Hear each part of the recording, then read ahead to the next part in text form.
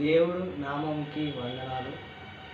God's vision ఛానల్కి మీ అందరికీ దేవుని నామంలో మీకు వందనాలు. మరి దేవుడికి మహిమ ఘనత చెందును గాక, దేవుడికి స్తోత్రం కలుగును గాక. ఆమేన్. మరి ప్రార్థించుకుందాం. తలలు వంచండి. స్తోత్రం స్తోత్రం నాయన, పరిశుద్ధుడా, మహోన్నతుడా, సర్వోన్నతమైన దేవ, కృపగల తండ్రి, మరి జ్ఞానంగల దేవ, మహా పరిశుద్ధుడా, సర్వోన్నతమైన దేవ తండ్రి, మరి పాటలో కానీ, మరి ఆరాధనలోని పాటలలో కానీ ప్రభువా, మరి వాక్యంలో కానీ ప్రార్థనలో కానీ మాకు తోడుగా ఉండి మాకు ముందుగా నడిపించమని నజరేయుడని యేసునామములో అడుగుతున్నాం పరమ తండ్రి. ఆమేన్ ఆమేన్ ఆమేన్. పాట పాడుకుందాం.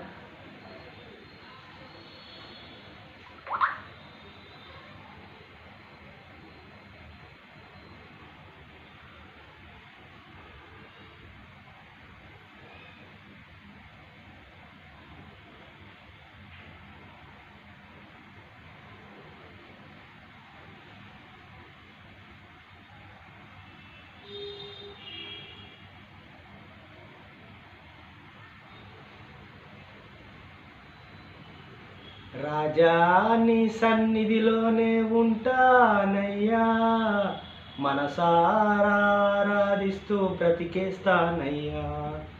రాజా నీ సన్నిధిలోనే ఉంటానయ్యా, మనసారా ఆరాధిస్తూ బ్రతికేస్తానయ్యా. నేనుండాలేనయ్యా, నే బ్రతుకాలేనయ్యా, నేనుండాలేనయ్యా, నే బ్రతుకాలేనయ్యా. నీవే లేకుండా నేనుండాలేనయ్యా, నీ తోడే లేకుండా నే బ్రతకాలేనయ్యా. రాజా నీ సన్నిధిలోనే ఉంటానయ్యా, మనసారా ఆరాధిస్తూ బ్రతికేస్తానయ్యా. నీ సన్నిధానములో సంపూర్ణ సంతోషం, ఆరాధించుకునే విలువైన అవకాశం. నీ సన్నిధానములో సంపూర్ణ సంతోషం, ఆరాధించుకునే విలువైన అవకాశం. కోల్పోయినవన్నీ నాకు ఇచ్చుటకు, బాధల నుండి బ్రతికించుటకును. కోల్పోయినవన్నీ నాకు ఇచ్చుటకును, బాధల నుండి బ్రతికించుటకును. నీవే రాకపోతే నేనేమైపోదును, నీవే రాకపోతే నేనేమైపోదును. నేనుండాలేనయ్యా, నే బ్రతకాలేనయ్యా, నేనుండాలేనయ్యా, నే బ్రతకాలేనయ్యా. నీవే లేకుండా నే బ్రతకాలేనయ్యా, నీ తోడే లేకుండా నేనుండాలేనయ్యా. ఒంటరి పోరు నన్ను విసిగించిన, మనుషులెల్లరూ నన్ను తప్పు పట్టిన. ఒంటరి పోరు నన్ను విసిగించిన, మనుషులెన్నరూ నన్ను తప్పు పట్టిన. ఒంటరి వాడే 1000 మంది అన్నావు, నేనున్నానని నేనున్నానులే భయపడవద్దు అన్నావు. ఒంటరి వాడే 1000 మంది అన్నావు, నేనున్నానులే భయపడకు అన్నావు. నేనంటే నీకు ఎంత ప్రేమ ఏంటయ్యా, నేనంటే నీకు ఎంత ప్రేమ ఏంటయ్యా. నేనుండాలేనయ్యా, నే బ్రతకాలేనయ్యా, నేనుండాలేనయ్యా, నే బ్రతకాలేనయ్యా. నీవే లేకుండా నేనుండాలేనయ్యా. ఊపిరాగే వరకు నీతోనే జీవిస్తా, ఏ దారిలో నడిచేస్తే నీ వెంటే నడిచేస్తా. ఊపిరాగి వరకు నీతోనే జీవిస్తా, ఏ దారిలో నడిచేస్తే నీ వెంటే నడిచేస్తా. విశ్వానికర్త నీవు నాకే గమ్యము, విశ్వానికర్త నీవు నాకే గమ్యము. నీ బట్టలలోను నడుచు నాకేమిష్టము, నీ బాటలలో నడుచు నాకెంతో ఇష్టము. నిన్ను మించిన దేవుడు లేడయ్యా, నిన్ను మించిన దేవుడు లేడయ్యా, నేనంటే నీకు ఎంత ప్రేమ ఏందయ్యా. నేనుండాలేనయ్యా, నే బ్రతకాలేనయ్యా, నేనుండాలేనయ్యా, నే బ్రతకాలేనయ్యా. ఆమె దేవుడికి మహిమ కలుగుగా. స్తోత్రం స్తోత్రం స్తోత్రం స్తోత్రం. పరిశుద్ధుడా, మహోన్నతుడా, సర్వోన్నతమైన దేవా తండ్రి, మరి వాక్యంలోకి వెళ్తున్నాం తండ్రి. ప్రభువా, వాక్యంలో మరి నడిపించు తండ్రి. నాయన నీ ఆత్మని దింపు తండ్రి. పరిశుద్ధాత్మదేవ మరి ప్రభువా మాతో మాట్లాడండి. పరిశుద్ధాత్మదేవ వాక్యం ద్వారా మాతో మాట్లాడి మమ్మల్ని నడిపించండి, మాకు బోధించండి తండ్రి. నాలో ఉండి నన్ను నడిపించమని యేసు నామములో అడుగుతున్నాం తండ్రి. ఆమేన్ ఆమేన్.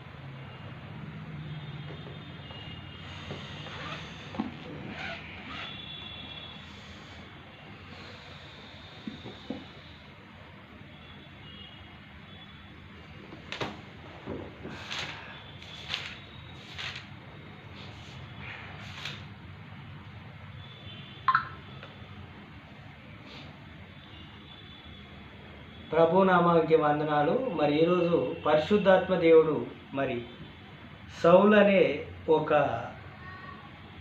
కోపిష్టి, అంటే సౌలు అనే ఒక దుర్మార్గుడు అనుకోవచ్చు. మరి బైబిల్లో అందరికి తెలిసిన వ్యక్తి.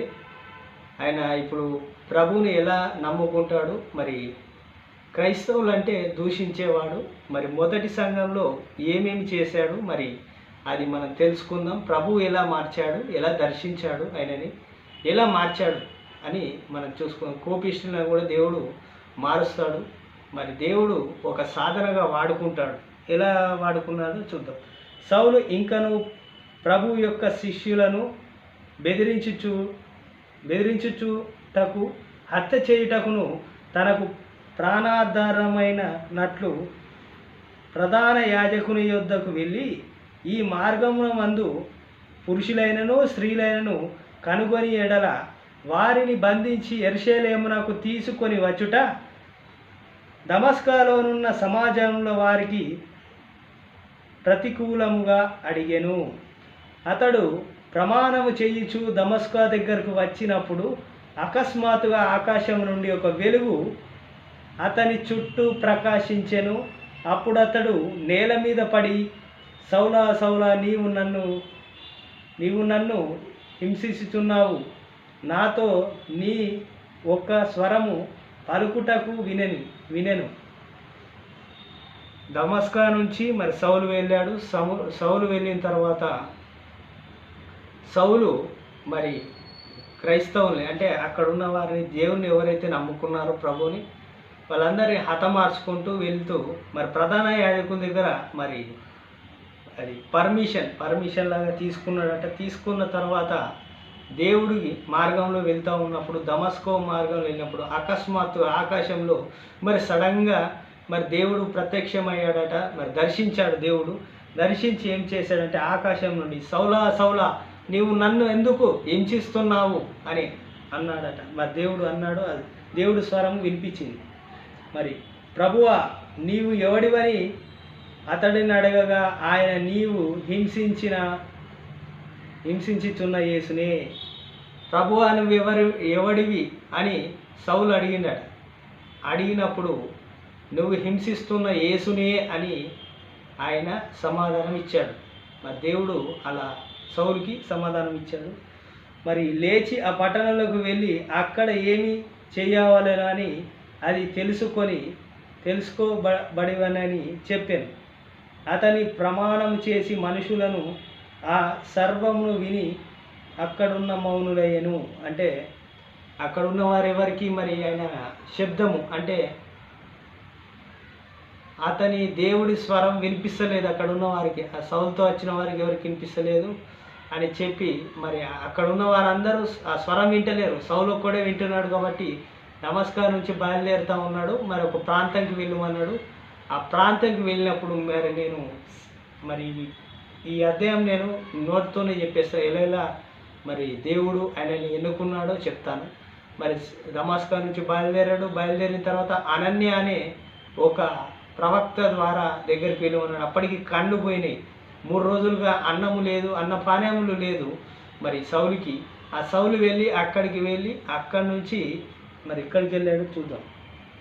దమస్కోలో అనన్య అని ఒకడు శిష్యుడు నేను ప్రభు దర్శనమందు అనన్య అని అతనిని పిలువగా అతడు ప్రభు ఇదిగో నేను నేను నేను ఇక్కడే ఉన్నాను. అందుకు ప్రభు నీవు లేచి బడిన వీధిలోకి తిన్నన అనబడిన వీధిలోకి వెళ్ళి యూద అనువాడు ఒకడు తూరోసు వాడైన సౌలు అనువాని కొరకు విచారణ చేయు. ఇదిగో ప్రార్థన చేయుచున్నాడు. మరి సౌలు అనేవాడు ఇట్లా వస్తున్నాడు తీను అనే నుంచి. మరి సౌలుని మరి నువ్వు విచారం చేయి, సౌలు అనేవాడి గురించి విచారం చేయి, అక్కడికి వెళ్ళని ప్రభు చెప్తా ఉన్నాడు దేవుడు. మరి దేవుడు చెప్పినప్పుడు మరి యేసయ్య చెప్పినప్పుడు అక్కడికి వెళ్ళాడట. మరి అనన్య వెళ్ళి మరి విచారం చేస్తున్నాడట. అనన్య విచారం చేసినప్పుడు ఇదిగో అతను ప్రార్థన చేయుచున్నాడు. అతడు అనన్య అని ఒక మనుషుడు లోపలికి వచ్చి తన దృష్టి పొందుటకు తల మీద చేతులుంచుట చూచి ఇదిగో అని చెప్పాను, ఇతడే అని చెప్పాను. అందుకు అనన్య ప్రభువా, ఈ మనుషుడు యెరూషలేములో పరిశుద్ధులందరినీ ఎంతో కీడు చేయుచు అందరినీ అనేకుల వంటి వారిని ఇక్కడ నుండి నీ నామమును ప్రార్థన చేయి వారందరినీ బాధించుటూ ప్రధాన యాజకుల వలన అధికారం పొందుచున్నాడు. అంటే నీ నామమున మరి ప్రభువా ఇతను పరిశుద్ధులందరినీ హింసిస్తున్నాడు, ప్రధాన యాజకుల దగ్గర ఆల్రెడీ ఇది అధికారం తెచ్చుకున్నాడు, ఇది మన పరిశుద్ధులందరినీ హింసిస్తున్నాడు, ఇతనికి మరి నేనేం చేయాలని ప్రభువుని అడుగుతున్నాడు. ప్రభువుని అడిగినప్పుడు అతని మీద తల మీద చేతుల నుంచి ప్రార్థన చేయి ఫస్ట్ అతని అని చెప్పిన. అందుకు ప్రభువా నువ్వు వెళ్ళి అన్ని జనుల ఎదుట రాజుగా ఎదుట ఇజ్రాయేల్ ఎదుట నా నామమును భరించుటకు ఇతని నేను ఏర్పరచుకున్న సాధనముగా ఉన్నాడు. ఇజ్రాయేల్ ప్రజల మధ్య అన్ని జనుల మధ్య మరి రాజుల దగ్గర కూడా సౌలుని ఒక సాధనంగా నేను వాడుకుంటాను అని చెప్తున్నాడు దేవుడు మాట్లాడుతున్నాడు. ఇతడు నా నామము కొరకు ఎన్ని శ్రమలు అనుభవింపాలో నేను ఇతనికి చూపుదనని అతనితో చెప్పాను. దేవుడు మరి మనకు శ్రమలు పెట్టిన వాటిని ఆయనకు కూడా శ్రమలు చూపిస్తున్నాడు. ఈయనకు కూడా శ్రమలు నేను ఆల్రెడీ ఫిక్స్ చేశాను, ఇతను కూడా శ్రమలు పెడతాను, ఏ రకంగా శ్రమలు పెడతానని దేవుడు చెప్తున్నాడు. ఒక సాధనంగా వాడుకుంటాను ఈయనని నా సేవలో అని చెప్తున్నాడు. ఇతని నామమున కొరకు శ్రమలను అనుభవించవలెనని నేను ఇతనికి చూపెదనని అతనితో చెప్పాను. అనన్య వెళ్ళి ఆ ఇంటిలో ప్రవేశించి అతని మీద చేతులుంచి సౌలు సహోదరుడా నీవు వచ్చి మార్గమునకు కనబడి ప్రభు యేసు నీ మీద దృష్టి పొందేవని పరిశుద్ధాత్మని నింపబడినట్లు నిన్ను చెప్పి ఉన్నాడు. నువ్వు ప్రభు చెప్పాడు, పరిశుద్ధాత్మతో నువ్వు పొందుకున్నావు, నువ్వు నింపబడి ఉన్నావు అని ప్రార్థన చేశాడట. మరి అనన్య చెప్పాడు, మరి ప్రభువు ఇట్లా చెప్పాడు, నువ్వు పరిశుద్ధాత్మను పొందుకున్నావు, నీ మీద పరిశుద్ధాత్మ ఉన్నది అని చెప్పి అప్పుడు అతని కనులు నుండి పొరలు రాలిపోయి దృష్టి కలిగి లేచి బాప్తీసం పొందాను. అప్పుడే ప్రభువుకి దేవుడికి మహిమ కలుగునుగాక. 18వ వచనంలో దేవుడు బాప్తీసం ఇచ్చాడు. మరి ఎలా ఇచ్చాడు? సౌలు అనన్య ద్వారా సౌలుని నడిపించాడు. మరి ఆ ఊరికి నడిపించినప్పుడు మరి దేవుడు అనన్య ద్వారా దృష్టిని పొందేటట్టు ప్రార్థించాడు. మరి బాప్తీసం పొందిన సౌలు బాప్తీసం పొందాడు. అంటే అంత క్రూరమైన వ్యక్తి, మరి క్రైస్తవులు అంటే పడని వ్యక్తి, యూదుల ప్రామిష్ఠుడైన సౌలు మరి ప్రభు గురించి చెప్తేనే మరి ప్రభువు గురించి చెప్పిన వాళ్ళందరినీ చంపుకుంటూ వీధుల్లో శ్రమ పెడుతూ వచ్చేవాడు, అంత కష్టపెడుతూ ఉండేవాడు. మరి ఇక్కడ నుంచి మరి సౌలుది కంప్లీట్ అయింది. మరి సౌలు చరిత్ర చాలా పెద్ద ఉంది కాబట్టి మనం కొంత భాగం తీసుకున్నాం. మరి కొర్నేలు జీవితం గురించి చేద్దాం. కొర్నేలు అన్యుడు. దేవుడు ఎలా ఎన్నుకున్నాడో కొన్ని మాటలు మాట్లాడుకొని ముగించుకుందాం. ఇటలీ పటాలమనబడిన శతాధిపతి అయిన కొర్నేలు అను ఒక భక్తిపరుడు కైసరులో ఉండెను. అతడు తన ఇంటి వారందరితో కూడా దేవుడు యందు భయభక్తులు గలవాడై ప్రజలకు బహు ధైర్యము చేయుచు ఎల్లప్పుడూ దేవుణ్ణి ప్రార్థన చేయుచు వాడు పగలు ఇంచుమించు 3 గంటల వేళ దేవదూత అతని యొద్దకు వచ్చి కొర్నేలు అని పిలుచుట దర్శించెను. తేటగా అతనికి కనబడెను. అతడు దేవదూతను